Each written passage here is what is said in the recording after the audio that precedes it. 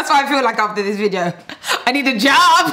Her typical monthly budget is £21,000 a month. 5-year-old saver. Put it in the piggy bank, daddy. Put it in the piggy bank. Hello there, guys, and welcome back to The Break. My name is Patricia Bright. I hope you are doing well. And today I'm doing another reaction, and this one hit home nicely. This one I was like, yes, this was made for me. This has just come out on the CNBC Make It channel literally 18 hours ago. And this is someone who is living on $227,000 while living in London. Hello, London is my city. I am a South London girl, so I really have to react to this because I'm like, how's she doing this? Because this sounds really exciting. Firstly, we need to just work out what $227,000 is in pounds. All I know is it's a lot in pounds.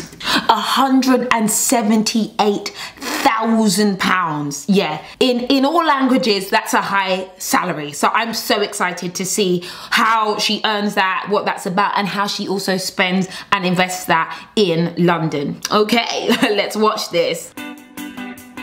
One of my goals has always been to live abroad. So she's American. She's American living in London. That accent is telling me she's American. Okay, girl, what's your secret? Because I do not know a lot of people who are on salaries like this.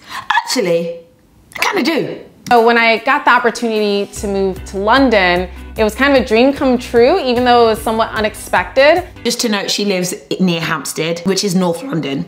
South Londoners, North Londoners, we're rivals. Don't ask me about it, but it's like going to the other end of the earth. 28 years old. What was I? Actually, I was doing all right at 28 years old, but yeah, wow. Go girl. My name's Imani Change. I'm 28 and I live in London, UK. My salary is comprised of both a base salary and stock and investments, which comprises of money that is paid in pounds, but also US dollars. So I'm presuming that she works at some kind of multinational corporation which has an American arm, which is maybe why she was able to be moved over. And I have heard of many people who have this kind of salary option that is also mixed with stock options as well, which is also a great thing, particularly if you work at a startup or like a certain corporation. But let me hear what she is that she's doing. Last year, I was actually promoted to my current role as a senior operations manager, and I became one of the youngest senior operations managers here in Europe at that time. I'm gonna get so excited. I love seeing other women winning. I love it. I'm not even ashamed to say, head of operations in Europe, darling. Darling, that is me. Listen, I love it. I love to see examples of women who are just killing it. I love it. So, wow, #1 in Europe. Operations. Listen, operate. So I think the biggest expense that was a bit of a surprise for me when I moved here to London is that it is very comparable to New York City. It's very expensive. London is expensive. It's expensive for everybody. It is one of the most expensive cities in the world, and so the rents are reflective, but the space is not. It's tight. Renting is not as easy as it was when I had lived in Baltimore previously. When you're looking for a place, the listing price is not necessarily what you'll get it for. They do a whole bidding process to be able to secure a place, and if it's in a high demand area, the price might be very different ultimately to be able to secure the location. I've not heard of that before. Maybe it depends on where you're based. I'm also a landlord. I don't really do biddings or anything like that, but yeah, I understand that if a place is in high demand, that estate agents might not be able to offer you the place that you want. But that doesn't sound great. That doesn't sound like, you know, an open market situation, which we are meant to have. But maybe it's based on where she is, North London. Hell, I'm joking. £2,000 per month for her place. So again, she has a high enough salary. £2,000 per month is really not that much for her, but that is a relatively large rental place, but she's living on her own clearly. To pay an extra £145 for that place, that sounds like extortion. Bidding process. I've not been in the renters market for a while. I've never heard of this bidding process situation. It sounds like estate agents trying to get some extra money on top. Maybe the landlords. What they wanted to see is that I could definitely pay my rent. So I ended up paying the first 12 months up front, and then after staying in the place for 1 month, I paid another 4 months. She spent $44,000 up front. That's a deposit! For £44,000 up front. Ultimately, that's obviously not something that's easy to do. A big part of being able to do that was getting some support in terms of what my relocation package was. We need to explore this. My lovely lady has basically put what could be considered a deposit for a house down for the rent in 1 year. So she had the cash. I would have just bought a house, you know. That's what I would do. I'm like, I'm buying the property. I'm not paying this rent. I would literally invest in the property personally, but I know that this might not be possible for her because she's from abroad. But as she mentioned, she had a relocation package, which often happens if you have a visa, you're working for a multinational corporation, they're going to incorporate the cost of you moving over into that country. She must work for a huge company that will say, yeah, sure, we'll put $35,000 down for your rent up front. I'd have said, give me the money. Give it to me. I'll just take that money and I'd have bought a house. That is me. That is a lot of money, and most people would not be able to do that. And I do not think it's common to be made to pay that much upfront just because you're moving to a new location. Secondly, for instance, my video editor is actually American and she's relocated to the UK, and she definitely didn't have to put, you know, a ridiculous amount of money down before. So this seems to be a very interesting circumstance where this has happened. But if they're paying for it, I mean, yeah, you'll do it. The bedroom, so it is a separate space from the living and kitchen, which I really love. It gives us a separate area. We actually just passed the half bath that I'll use when I actually have guests staying with me. And then you'll kind of get to see the space. It has lots of closets, which is not very common in the UK, I find. Yeah, we don't have a lot of closets. You lot have your walk-in bedrooms everywhere. No, we don't have that. It's not our way. And then right behind me is where we have the full bathroom that I use on a daily basis. So it looks like a 1-bedroom house, 1-bedroom apartment, and it's also a loft conversion for £2,000. Pricey, but this is what you get in London, and her place seems really nice. So yeah, she's not in a bad situation at all, clearly.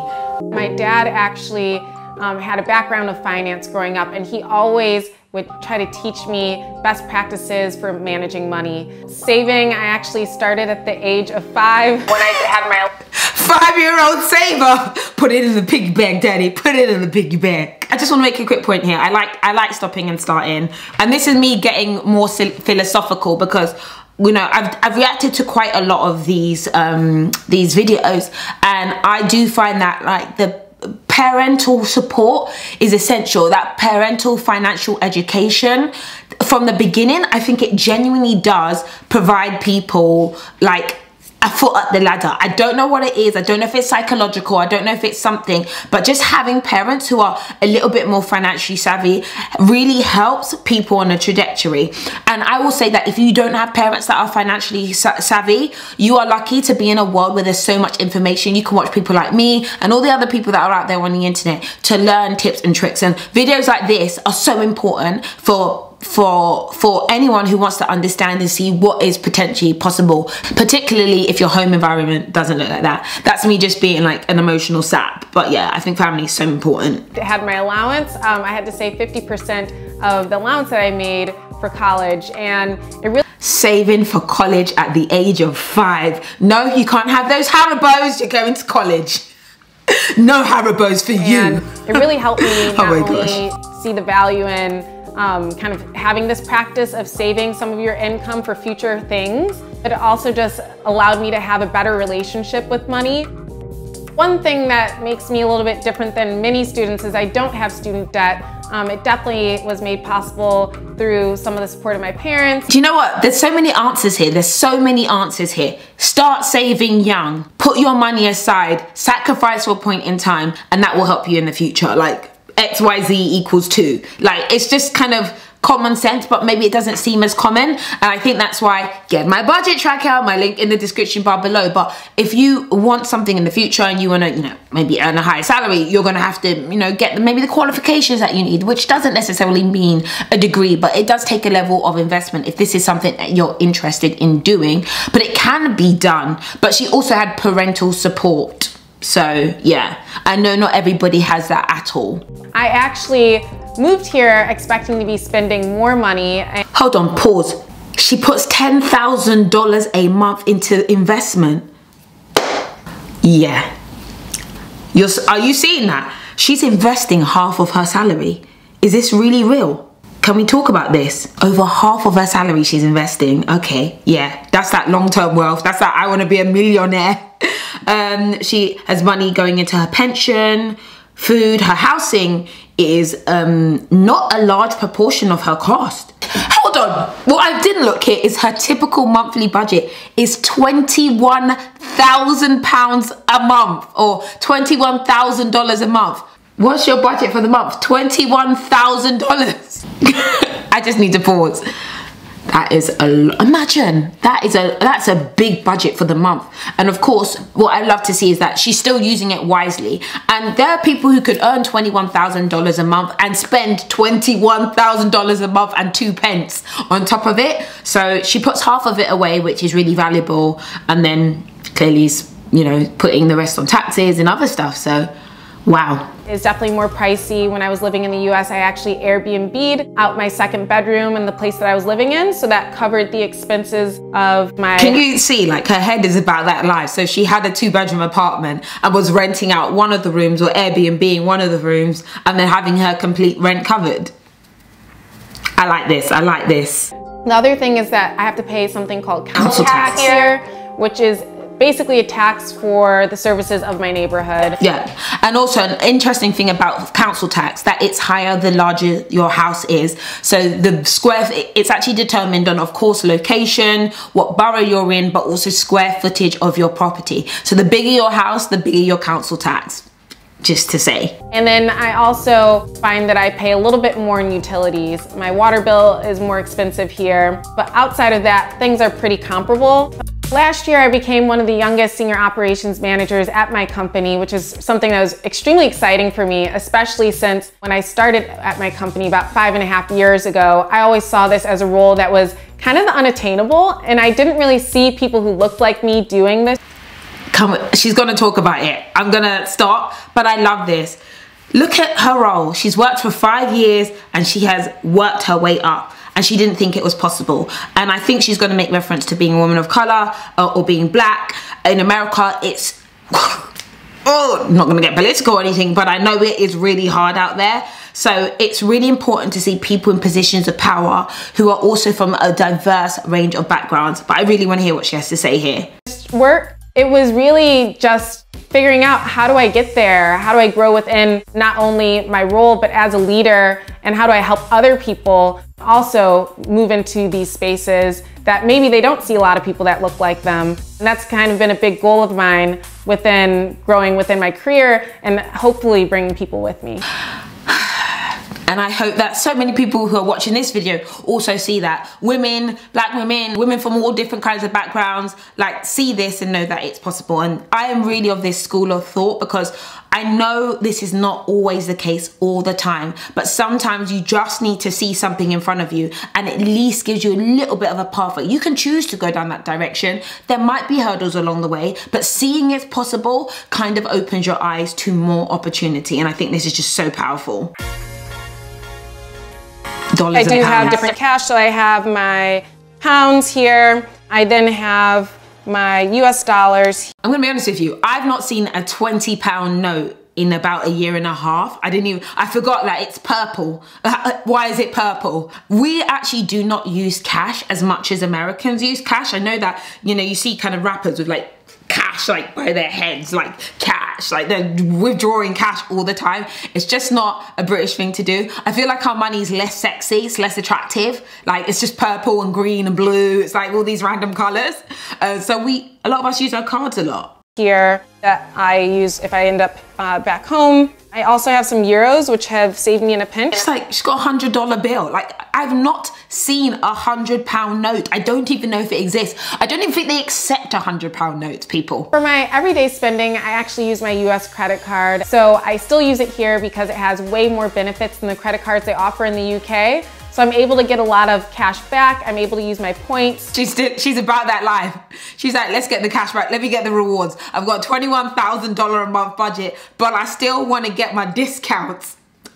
I love that. And I think one of the biggest things that's tough right now is I actually get more time off or annual leave here in the UK. So yes, we do get 25 days a month vacation days. I know that's really weird for some people who are in the US. I think that you guys get about 10, but you do have a lot of all those other days like Labor Day and all these other Thanksgiving days that we don't have. It's not part of what we have in the UK.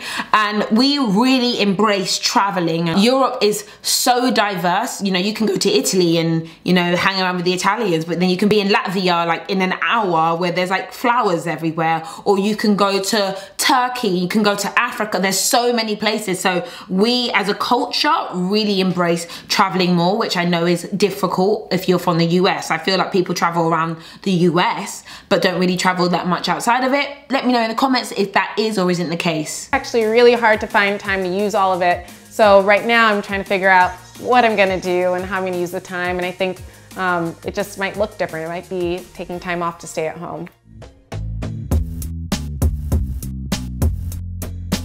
Ooh, double tax. Don't like double taxing.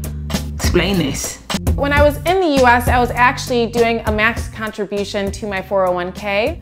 And they have a similar program here in the UK called... So she was, of course, contributing to her pension. She's 28 years old. She is on the ball. I need to actually go and reflect on my budget at my accounts right now, because she's like, yeah, I've been contributing. Like, I didn't set up my pension when I was 28 years old. I ignored it. UK called a pension plan. However, I do contribute less to it. I only contribute the amount that my company will match. And the main reason why is because I don't know how long I'll be here, and I want to definitely have some more control over my funds. Should I move away from the UK, I don't want it to be super... This girl is in the position where she's going to have a pension in the US, a pension in the UK. She's just got money all over the place, and I love it.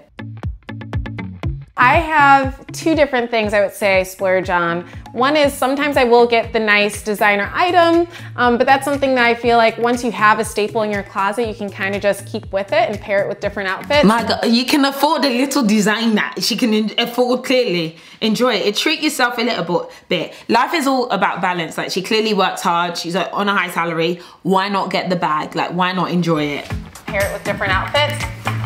She used to buy one designer, $3,000 to $4,000 designer item per year.